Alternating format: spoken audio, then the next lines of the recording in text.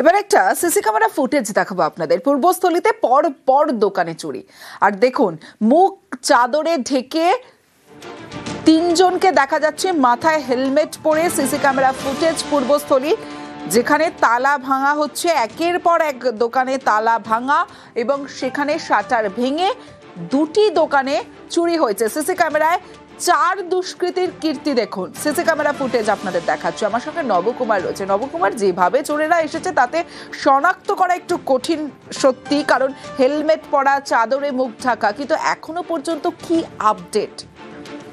দেখো, এই বিষয়ে প্রশাসনের সাথে যেটুকুনি জানা গেছে, তারা কার্যত স্বীকার করে নিয়েছে যে এই ধরনের চুরি ঘটনা পূর্বস্থলীতে ঘটেছে এবং তারা যথা শীঘ্রই এই বিষয়ে ব্যবস্থা নেবে।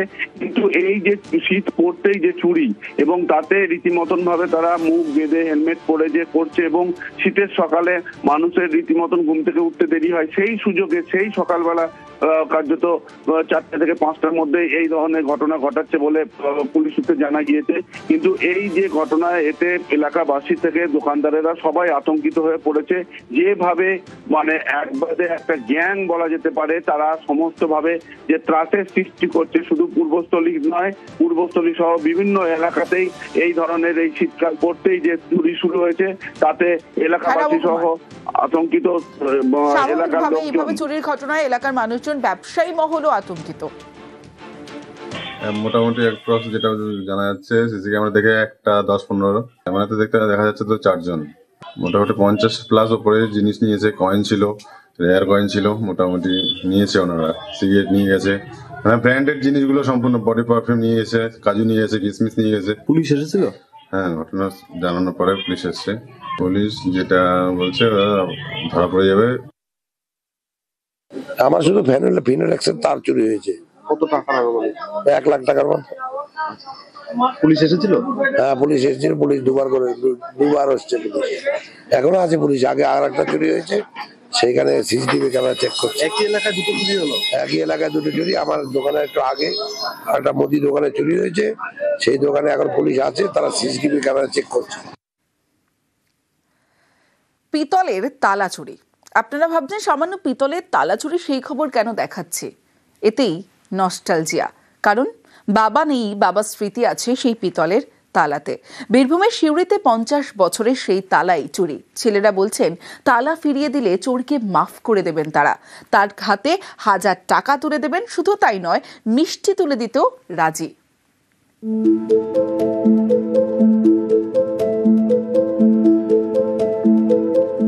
প্যারিস ভালোবাসার শহর। এখানে আইফেল টাওয়ারের কাছে সেন নদীর উপর লাভলক ব্রিজ। এই ব্রিজের গায়ে শয়ে শয়ে তালা, এসবই ভালোবাসার প্রতীক। ভালোবাসা এখানে তালায় অটুট থাকে। প্যারিস থেকে পশ্চিমবঙ্গ দূরত্ব কয়েক হাজার কিলোমিটার। প্যারিসে ভালোবাসার তালা, আর এ বাংলায় স্মৃতির তালা। বীরভূমের সিউড়ি টিন বাজার, এখানে একটি পিতলের তালা চুরি হয়েছে বলে অভিযোগ। তালা ফিরে পেতে থানায় 2 ভাই, তাজউদ্দিন মৃধা এবং কুতুবুদ্দিন মৃধা। 3টে তালা মারি, ফাইনাল যখন বন্ধ করি তখন সামনে পরে রেখেছি তালা চাবি সমেত। যখন লাগাতে গেলো চাবিটা ওইখানে পড়ে আছে, তালাটা নেই। চুরি রুখতে তালা, সিউড়িতে সেই তালাই চুরি। তালা ফিরে পেতে থানায়, কিন্তু কেন? কারণ এই তালা যে সে তালা নয়, এই তালায় বাবার স্মৃতি তালাবন্দি। মৃধা পরিবারের বক্তব্য, পিতলের এই তালা উত্তরপ্রদেশের। তালার গায়ে পুরনো দোকানের নাম খোদাই করা। প্রায় 50 বছর আগে অর্ডার দিয়ে তৈরি করা হয়। বাবা মারা গিয়েছেন অনেক বছর। এই তালাগুলিতে বাবার স্মৃতি তালাবন্ধ। সিউড়িতে 2 ভাইয়ের ইলেকট্রনিক জিনিস মেরামতির দোকান। এই দোকানেই 3টি তালা লাগানো হয়। 2 ছেলের মনে হয় বাবাই যেন দোকানটা দেখছেন, পাহারা দিচ্ছেন। এই 3টি তালার একটি কয়েকদিন আগে চুরি হয়। বাবার আমলের তালা, এটা পুরো পিতল তো, লোভনীয়। কেউ হয়তো 50-100 বিনিময়ে দিয়ে দিবে, কিন্তু আমাদের কাছে এটা প্রচুর দাম।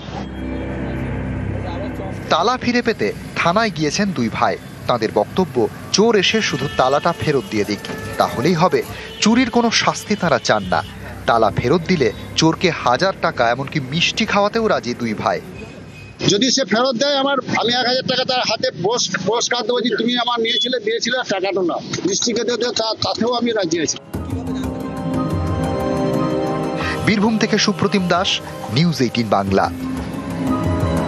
বিএলও অধিকার রক্ষা কমিটির মিছিল, কমিশনের সামনে মিছিলের রীতিমতো উত্তেজনা। ছবিটা দেখাবো আপনাদের। ব্যারিকেড ভেঙে কমিশনে ঢোকার চেষ্টা করেন যারা বিক্ষোভকারী ছিলেন, তারা পুলিশ আটকালে রীতিমতো উত্তেজনা।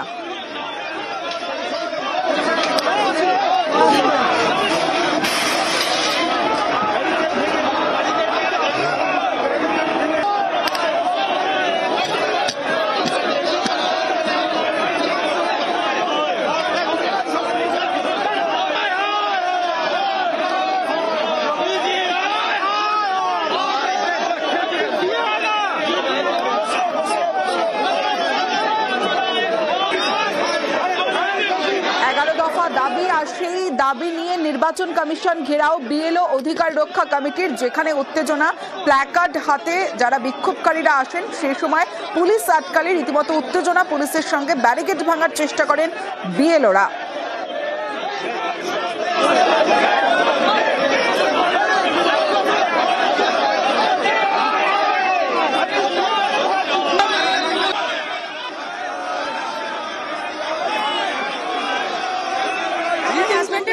ভীষণ খারাপ। আমি এখানে কাকুতি মিনতি করছি আমার হাজবেন্ডকে বাঁচানো, আমি আর কিছু চাই না। সব সম্পূর্ণ দায়ী হচ্ছে এই ইসিআই। আমার হাজবেন্ডের নাম হচ্ছে অনির্বাণ ব্যানার্জি। এই হচ্ছে কার্ড। কি হয়েছিল আর এখন কি রকম আছে? ওনার পায়ে ইনফেকশন হয়ে গেছে, উনি পা হারাতে বসেছেন এখন। আমরা হচ্ছে সহকর্মী, ইয়ারও চাপ দেয় যে আপনি বরকে ভর্তি করতে যাবেন না, আপনি কাজ করুন। বউকে চাপ দিয়ে কাজ করার পর ডিএমকে আমরা জানিয়েছি যে অতি দ্রুত যেন চিকিৎসা ব্যবস্থার দায়ভার নেওয়া হয়, এবং ইসিআই কে জানাতে এসেছি আমরা চাইছি ঢুকতে, ওনারা ঢুকতে দিচ্ছেন না। ওকে জোর করে কাজ করিয়েছে, এর প্রতিবাদে আমরা লেটার নিয়ে এসেছি। আমরা ভেতরে যেতে চাইছি, যেতে দিচ্ছে না, পুলিশ ধাক্কাধাক্কি করছে।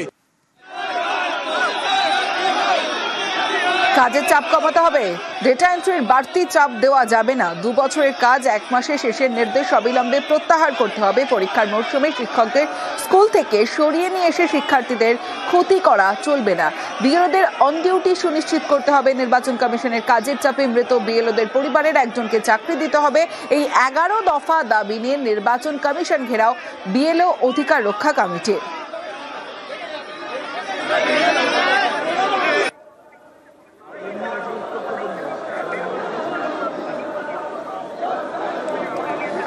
প্ল্যাকার্ড নিয়ে রাস্তায় বসে বিক্ষোভ দেখান বিএলও অধিকার মঞ্চের যারা বিক্ষোভকারীরা আজ আসেন, এবং সেখানে বিএলও অধিকার রক্ষা কমিটির মিছিল। কমিশনের সামনে রীতিমতো উত্তেজনা, রাস্তায় বসে বিক্ষোভ দেখাতে থাকেন। যখন ব্যারিকেড দিয়ে পুলিশ আটকায় এবং পুলিশ আটকানোর পরেই ব্যারিকেড ভাঙার চেষ্টা করেন এবং রাস্তায় বসে বিক্ষোভ দেখাতে থাকেন। 11 দফা দাবি, যেখানে একাধিক দাবি রয়েছে, যেমন পরীক্ষার মৌসুমে শিক্ষকদের স্কুল থেকে সরিয়ে নিয়ে এসে শিক্ষার্থীদের ক্ষতি করা চলবে না, বিএলওদের অন ডিউটি সুনিশ্চিত করতে হবে। এরকম 11 দফা দাবি নিয়ে নির্বাচন কমিশন ঘেরাও বিএলও অধিকার রক্ষা কমিটি।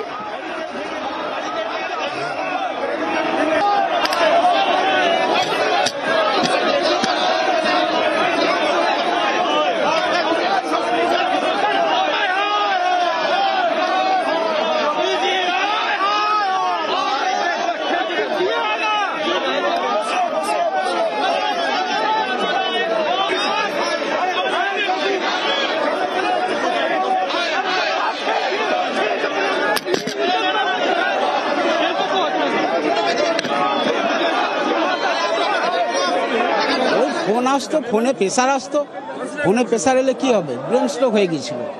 এই ওরা 8 তারিখে, 8ই নভেম্বর কাজ করছিলেন। প্রায় 75%। সময় বেশি হলে আশা করি কিছু হতো না। ক্ষতিপূরণের দাবি, এই কথাগুলো জানাবো আর কি। বাড়িতে একটা ছেলে আছে, যদি চাকরি দেওয়া হয় এই কারণে। আমার বাবা এসআইআর এর কাজ করছিল। এসআইআর যে অ্যাপটা দিয়েছিল, সেই অ্যাপটা ঠিকভাবে কাজ করছিল না, সার্ভার প্রবলেম চলছিল, যার কারণে তিনি অতিরিক্ত চাপে ছিলেন, টেনশনে ছিলেন, ফলে তিনি ওই কাজ করতে করতেই মারা যায়। আমার তাই ইলেকশন কমিশনের কাছে অভিযোগ যে ইলেকশন কমিশন যাতে আমাদের যে ক্ষতি হলো স্যার তার ক্ষতিপূরণ একটা দেখ, উপযুক্ত ক্ষতিপূরণ দেখ। এছাড়াও আমি আমার বাড়িতে যোগ্য একজন আছি, তার একটা কর্মসংস্থানের ব্যবস্থা করে দেয়।